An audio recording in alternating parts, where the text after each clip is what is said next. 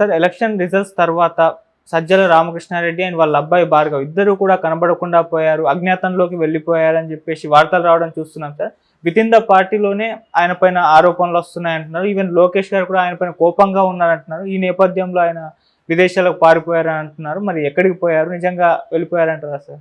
నేను long back ఒక story చదివాను. అదేంటంటే తాబేళ్ళు కోతులు గొడవల్లో తాబేళ్ళు చాలా స్ట్రాంగ్గా ఉంటాయి, అంటే పైన చెప్పు ఉంటుంది కదా, అందువల్ల కోతులు ఓడిపోతున్నాయి. అప్పుడు ఒక తెలివైన కోతి ఒక సలహా ఇచ్చింది, ఆ తాబేళ్ళను తెప్పించి కొట్టండి రా అని చెప్పింది. ఆ తాబేళ్ళని ఇలా రివర్స్ చేయడంతో వెనకంతా అవి దాని కిందంతా చాలా సెన్సిటివ్గా ఉంటుంది కదా, అలా వాళ్ళు జయించారు. అంటే ఒక చిన్న క్లవర్ ఐడియాతో జయించారు. ఇది ఎందుకు చెప్తున్నా అంటే మొన్నటి వరకు ఒక దుర్భేద్యంగా అనిపించింది జగన్ సామ్రాజ్యం, అంటే ఆ తాబేలు బోర్లించి ఉంటే ఎలా ఉందో అలా. సో ఇక్కడ చంద్రబాబు దాన్ని తిప్పించి కొట్టేసరికి మొత్తం పోయినప్పుడు ఏమవుతుందంటే, ఒకసారి గెలుపులో ఉన్నప్పుడు మనం లేదా అధికారంలో ఉన్నప్పుడు మన వీక్నెస్ కూడా స్ట్రెంగ్త్ లాగా అనిపిస్తుంది, చాలా బలంగా ఒక ఇమేజ్ జనంలో ఉంటుంది, ఆ ఇమేజ్ పనిచేస్తుంది. ఎప్పుడైతే మనం ఓడిపోతామో ఆ ఇమేజ్ ఉండదు, ఇంకా ఇమేజ్ రివర్స్ అయిపోయి ప్రతి బలం కూడా బలహీనతలాగా కనిపిస్తుంది. అలాగా ఇప్పుడు జగన్ మీద ప్రతి ఒక్కరూ దారిని పోయే దానయ్య కూడా జగన్ ఫెయిల్యూర్కి ఇదే కారణం, అసలు కారణం ఇదే అని చెప్పడం మొదలుపెట్టారు. నిజానికి ఎవరు కూడా మనం అక్కడ ఆ ప్లేస్లో ఉన్నప్పుడు ఏం కారణాలు ఏంటి అనేది 100 కారణాలు ఉండొచ్చు. కర్ణుడి చావుకు 100 కారణాలు అంటుంటారు కదా, అలాగా దాంట్లో ఏది కారణం అనేది ఇవాళ ప్రతి ఒక్కరు వీళ్ళెందుకు మరి ముందు చెప్పలేదు అనేది మనకి డౌట్ వస్తుంది. అతను గెలవక ముందు నీ తప్పులు ఇవి అని జగన్ చేస్తున్న 10 తప్పులు 20 తప్పులు అని కొంతమంది చెప్పలేదని కాదు, చెప్పిన వాళ్ళు ఉన్నారు. జగన్ ఈ తప్పులు చేస్తున్నారని ఉండవల్లి అరుణ్ కుమార్ లాంటి వాళ్ళు చెప్పారు కూడా గతంలో.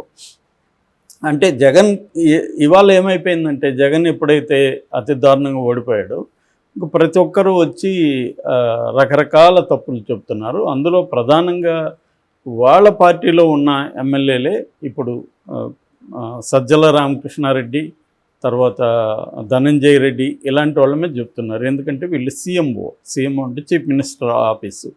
ఈ చీఫ్ మినిస్టర్స్ ఆఫీస్ అనేది ఎలా ఫంక్షన్ అయింది జగన్ టైంలో, ఇప్పుడు ఒక్కొక్క సీఎం టైంలో ఇది ఒక్కొక్క రకంగా ఫంక్షన్ అవుతుంది. ఫర్ ఎగ్జాంపుల్ కేసీఆర్ దగ్గర చూసుకున్నప్పుడు కేసీఆర్ దగ్గర సీఎం అనేది అసలు కేసీఆరే ఫంక్షన్లో ఉండడు, ఫంక్షనింగ్లో ఎక్కువ భాగం సెకండ్ టర్మ్ అయితే మొత్తం కేటీఆర్ఏ చూశాడు. ఆయన ఏదో విధాన నిర్ణయాలు తీసుకునేటప్పుడు మాత్రమే రావడం, డే టు డే వ్యవహారాలంతా కూడా కేటీఆర్కి వదిలిపెట్టాడు. చంద్రబాబు నేచర్ వేరు. చంద్రబాబు డే టు డే దగ్గర నుంచి ప్రతి చిన్న విషయం దగ్గర వరకు ఆయన కంట్రోల్లో ఉండడానికి చూసుకుంటాడు. కాకపోతే కొన్ని విషయాలు లోకేష్కి కూడా వదిలేస్తాడు. లోకేష్ని తర్బీదు చేయడం కావచ్చు, లోకేష్ని నాయకత్వాన్ని ఎస్టాబ్లిష్ చేయడం కావచ్చు, దీనికోసం చేస్తాడు. ఈసారి ఇంకా లోకేష్కి ఎక్కువ పవర్స్ కనిపిస్తున్నాయి మనకి. ఆల్రెడీ ఇప్పుడు లోకేషే ఈ రివెంజ్ స్టోరీకి నాయకుడు లోకేషే, అతనే గైడ్ చేస్తున్నట్టుగా మనకు అర్థమవుతుంది. ఎందుకంటే గవర్నెన్సు ఇదంతా కూడా చంద్రబాబు చూసుకుంటే పార్టీని నడపడం ప్లస్ రివెంజ్ తీర్చుకోవడం, ఈ 2 కార్యక్రమం లోకేష్ తీసుకుంటున్నట్టుగా మనకు అర్థమవుతుంది. అలాగే జగన్ ఏం చేశాడంటే తనకు లాయల్గా ఉన్న కొంతమందిని పెట్టుకున్నాడు. అందులో సజ్జల రామకృష్ణారెడ్డి ఒకడు, అంతకుముందు ఆయన సాక్షులు ఉన్నాడు. సజ్జల ఫ్యామిలీకి వీళ్ళ ఫ్యామిలీకి మధ్య ఎప్పటి నుంచో స్నేహం ఉంది. సో రెండోది భారతిరెడ్డికి కూడా సజ్జల క్లోజు. సో అందువల్ల వీళ్ళు ఏంటంటే టాలెంట్ కమ్ లాయల్టీ. అతను నిజానికి ఏమి రాజకీయ గవర్నెన్స్లో కానీ అడ్మినిస్ట్రేషన్లో కానీ పెద్ద అనుభవం ఏం లేదు ఎవరికి, సజ్జలకి. కానీ వెరీ లాయల్, తన మొత్తం ఫ్యామిలీకి అందరికీ లాయల్గా ఉంటాడు. తనకి కొంత నాలెడ్జ్ ఉంది, మంచి జర్నలిస్టు, ఒక పత్రిక నడిపాడు కాబట్టి అతను నడపగలడని చెప్పి అతన్ని పెట్టుకున్నాడు. ఆ రకంగా సజ్జల అతనికి ఉపయోగపడినాడని అతను నమ్మితేనే కదా ఇన్నేళ్ళు కంటిన్యూ చేశాడు, లేకపోతే ఎప్పుడో పక్కన పెట్టేశాడు కదా. సో సజ్జల తన మీద ఏదైతే బాధ్యత పెట్టాడో అది అతని దృష్టిలో నెరవేర్చాడు.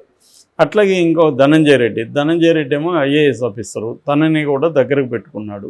అంటే ఒక అడ్మినిస్ట్రేటివ్ వింగు, ఒక పర్సనల్గా తనకి అనుకూలంగా ఉంటూ తన ఎప్పుడైతే మన వైఎస్ రాజశేఖర రెడ్డికి కేవీపీ రామచంద్రరావు ఎలాగైతే ఆత్మగా ఉన్నాడో, అంటే ఒక లాయల్ నమ్మకస్తుడు, రేపు మనీ మేనేజ్మెంట్ చూడాలి, చాలా సీక్రెట్ వ్యవహారాలు కొన్ని నడపాల్సి వస్తుంది, ఇవన్నీ ఎవరి మీద ఒక డిపెండ్ అవ్వాలంటే ముందు తన తన ప్రాణాన్ని నమ్ముతున్నట్టే, తనని నమ్ముతున్నట్టే నమ్మగలిగిన వ్యక్తులు ఉండాలి.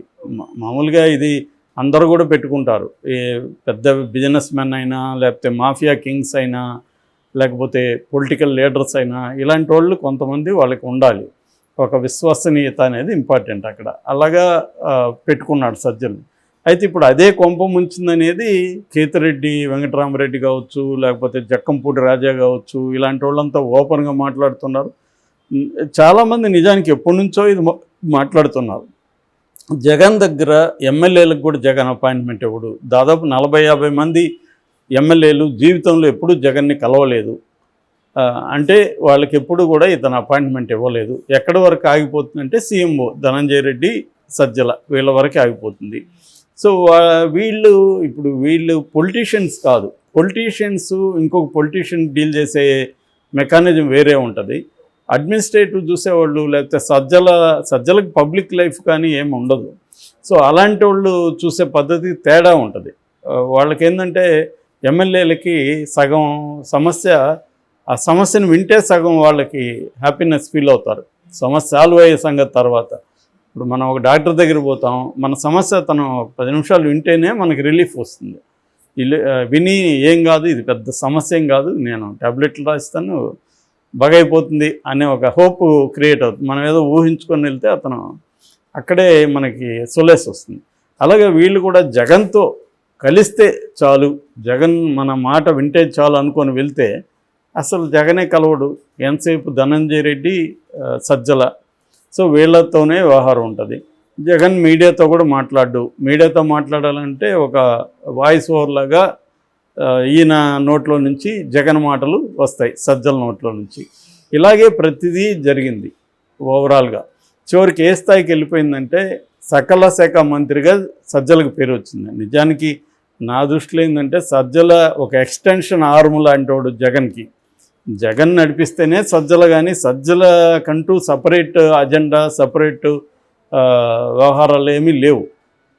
జగన్ మౌత్ పీసు, జగన్ ఆము, ఇలాగ ఎన్నన్నా చెప్పచ్చు. జగన్కి ఒక ఎక్స్టెన్షన్, జగన్కి ఒక పబ్లిక్ ఫేస్, అలాగా నడిపాడు. కానీ జనాలకి ఎలాగ ఉంటుందంటే, ఇప్పుడు మనం ఒక డైరెక్టర్ దగ్గర పనిచేస్తాము, అక్కడ ఎవడో ఒకడు ఉంటాడు, వాడు అడ్డుకుంటుంటాడు. మనమేమనుకుంటాము, ఈ వీడే అని వాడిని బూతులు తిట్టుకుంటున్నాం. నిజానికి ఆ డైరెక్టర్ వాడిని ఎంగేజ్ చేస్తేనే కదా అది ఉంది. సో ఇలాగ అయిపోతుందన్నమాట. వీళ్ళు ఏం చేస్తారంటే ఒక్కోసారి హామ్ ఎక్కువ చేస్తుంటారు. సో ఆ నాయకుడేమో ఇతని మీద డిపెండ్ అయిపోయి ఉంటాడు. ఇది తప్పు ఎవరిది ఇక్కడ? జగన్ది తప్ప సజ్జలది కాదు.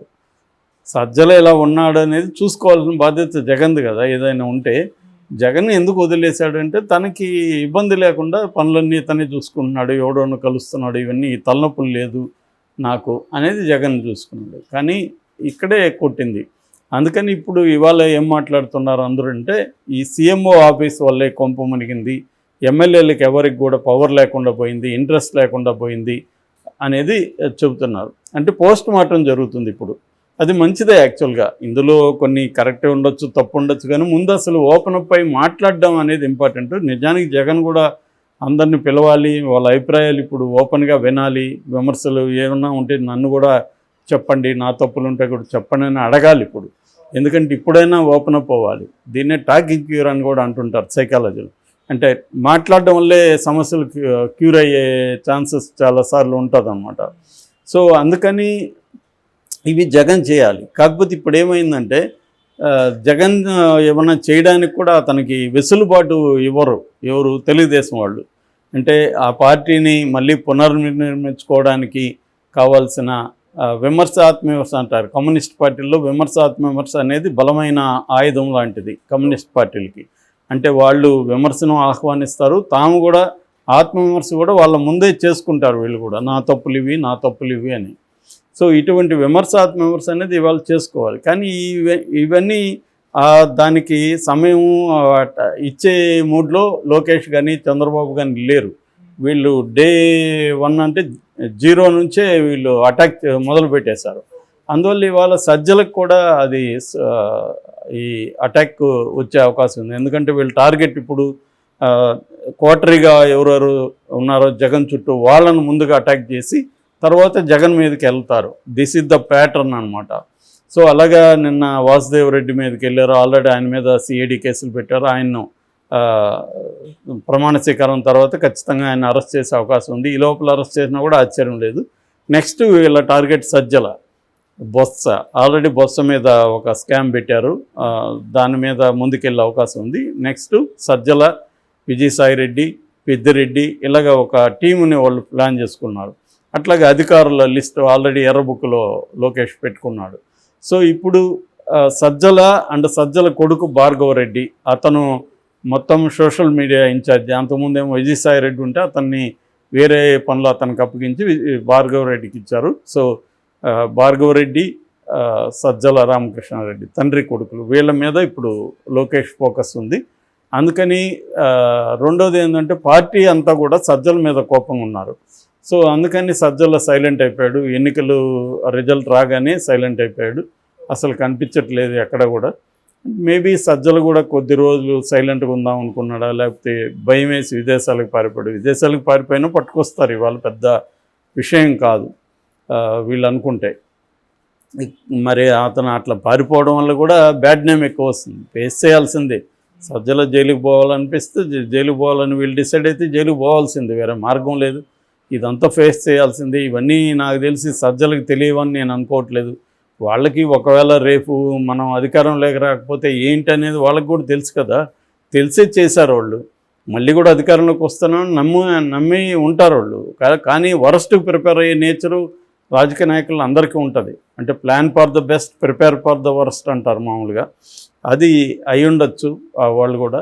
ఏదేమైనా సజ్జలు అయితే కనిపించట్లేదని చెప్తున్నారు. నాకు తెలిసి అతను విదేశాలకో పారిపోయే అవకాశం లేదు. మేబీ సైలెంట్గా ఉందామని అనుకోండొచ్చు, బ్యాడ్ నేమ్ వచ్చింది కాబట్టి. జగన్ కూడా అతనికి సలహా ఇచ్చి ఉండొచ్చు, నువ్వు కొద్ది రోజులు సైలెంట్గా ఉండు, ముందు అందరితో మాట్లాడదాం, ఓపెన్ అప్ కానీ అనేది జగన్ కూడా అనుకోండొచ్చు. ఆ రకంగా జరుగుండొచ్చు. నాకు తెలిసి సజ్జలు కూడా త్వరగానే అరెస్ట్ అవుతాడు, జైలుకి పోయే అవకాశం కూడా ఉంది.